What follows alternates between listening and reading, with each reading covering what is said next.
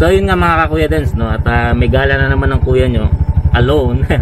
Akit ulit ako ng Tagaytay from Binyan kasi meron akong kukunin doon, meron akong katransaction doon for this day. At kung gaano kalayo yung nilakbay namin nung nag-staycation kami sa Tagaytay, parang ganoon din yung layo ng babiyahin. So hopefully baka pag video ko ng maayos sa ating paglalakbay, and makita natin kasi panibagong, although familiar ako sa half na dadaanan, yung another half hindi ako masyadong familiar kaya gagamit ako ng mapa. Samahan nyo ulit ako sa panibagong adventure namin ni Boknoy, our Bajaj RE, and tingnan natin, no, kung anong makikita adventure natin pupunta doon. Maulan kaya medyo yung kakaibang experience ito, di katulad nung naunang akit ko doon, mga naunang akit ko hindi naman maulan. Ngayon maulan kasi dahil sa low pressure area. Okay, a few moments later. so dito na nga po ako nag-record, no, sa paakyat ng Tagaytay. Kasi una, hindi ko na-i-charge ng full charge si GoPro. Kaya late na ako nag-record. Pangalawa, ina-enjoy ko yung pagdadrive. Ayan. So kasalukuyang maulan doon sa Binyan, pero dito sa palagay ko dito sa Tagaytay halo. Kaya maya umaaraw, maya tumidilim, tapos umaambon. Ina-expect ko talaga yung panahon dito sa Tagaytay foggy. Ewan ko, di pa tayo parating sa proper Wow, sana po nakikita sa camera, no, yung nasa harapan natin ngayon. Ay pusang gala, magpas ako. Ay tawag dito, mahamog.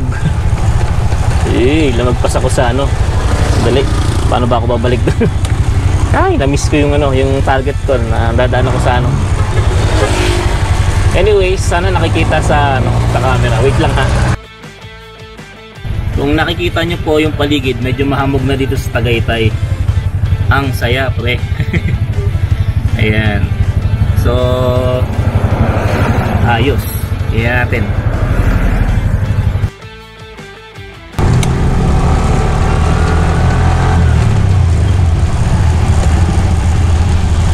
Yan, sa Lagusan Road, dahil dito po ang shortcut papuntang Tagaytay Bypass, mula papunta dito to SBD Road.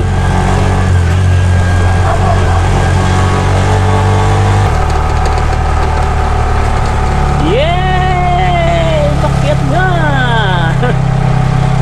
Lanjo, naka-tricera po akong buo habang umaakyat.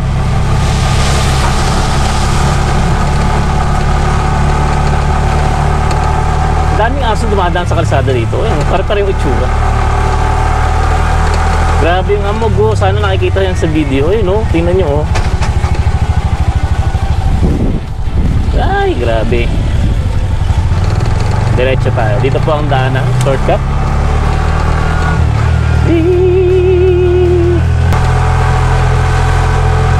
Tapos biglang umaraw.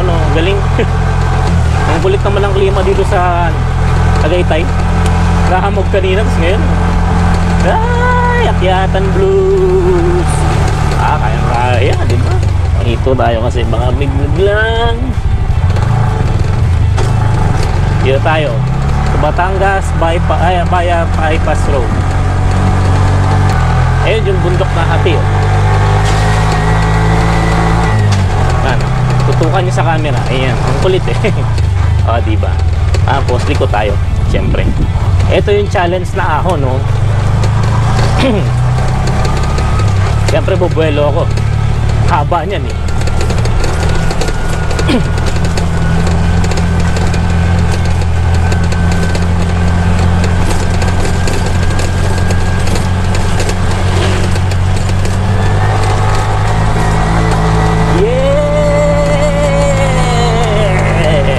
Malit na pala.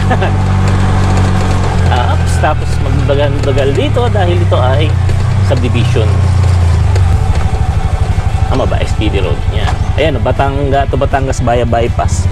So ang lusot po natin ito, Aguinaldo Highway saglit, and then pupunta na tayo ng Tagaytay Bypass Road. And diretso na po tayo ng papuntang Mendez. Hindi ko ngayon ko lang napansin kung ano na to Ano to, mansion o ano, simbahan. Hindi ko makuha na ng video sorry Next time na lang. So dito rin naman ako dadaan mamaya pabalik, baka mag-video.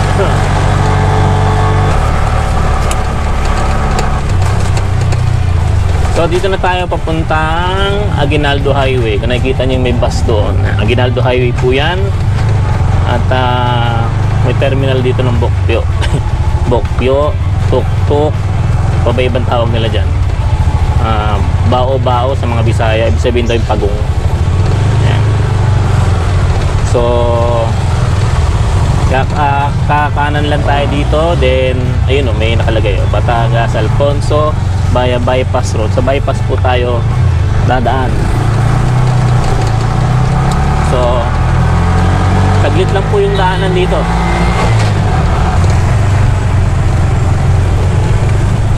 Yo. Tapos dun mamaya sa unahan, parang gusto ko nga rin bumili ng tubig, nauuhaw na ako. Eto na yung bypass. Yeah. Luwag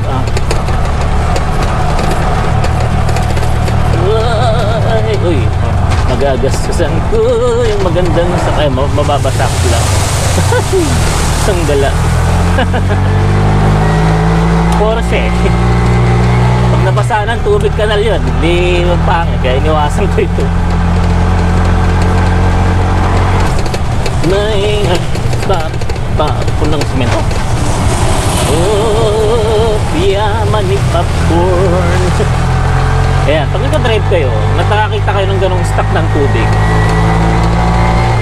courtesyan nyo na sa masasalubong nyo o sa mga tao sa paligid na magbagal. Marami akong na-encounter na sa akin, parang okay, diretsuhin mo yan. Okay. Ayan, light vehicles only. Light vehicles naman ako. Diretso. Aray ko.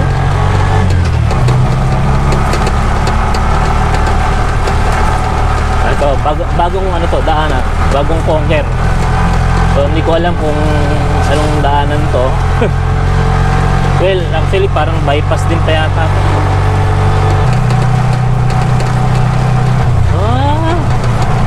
Soliliko.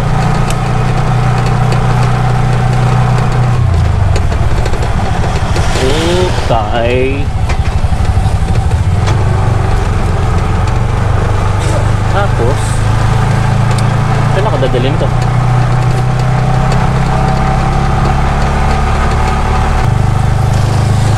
Sir, saan yung daan palabas ng Mendez?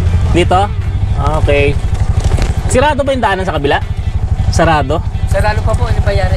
Huwag na po kayo kakaliwa para mabilis. Diretso nyo na yun. Okay, sige. Kumagis na lang po kayo diretso pa Mendez para punta sa may sapungan. Po. Baka kaya hindi po kunoy. Kaya naman, kaya lang yung puti kasi. First time ko itong na-encounter. Yes! Thank you, sir!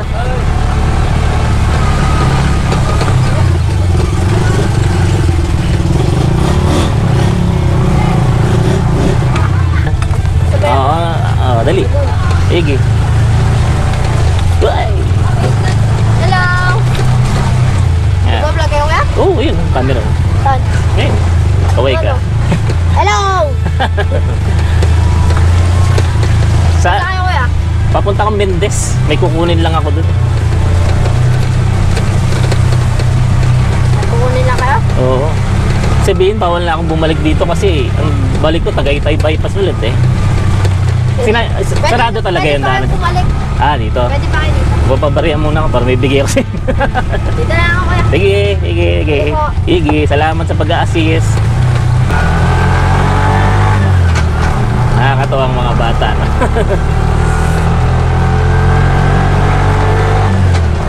Yan. Salamat sa mga nag-assist. Ayun pala yung lusutan doon. Tapos ito yung diretso. Ayun, sa mapa is okay na. Palagay ko pa dumi yung ilalim ng bukdoy. Okay. Tuloy ang adventure.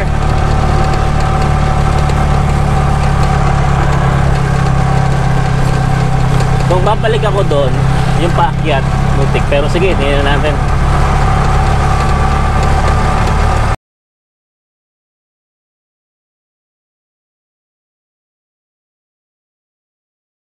Medyo nakakainis sa part na yun. Nag-SD card aero siya. Nag-start ako ng mag-vlog yung ano eh. Alam ko dun pa sa bypass road ba yun? Ako po, titingnan ko. Sa mga nakasubscribe sa atin, you know the drill. Alam nyo na. Like and share our videos. And sa mga hindi pa nakasubscribe, subscribe na kayo. So si Kuya Dens nag-e-end ng vlog dito. Galing Binyan to Mendez, Tagaytay. Salamat sa pagtangkilik. Kuya Dens signing off.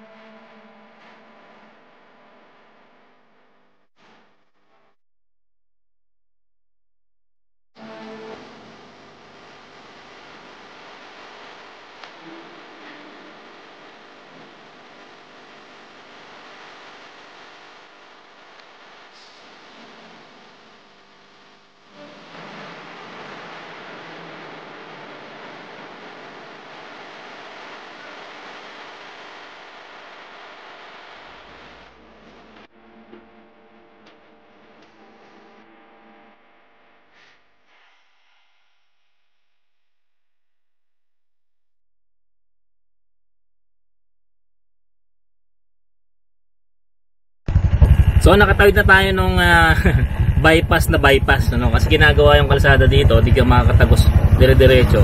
So kung nakita nyo sa video kanina, kailangan namin umikot sa isang maputing na daan at maliit na daanan. Then nakalabas na tayo ng bypass. So didiretso na tayo Tagaytay bypass, then the rest is biyahe na. So salamat. So additional clip lang ito. Thank you very much.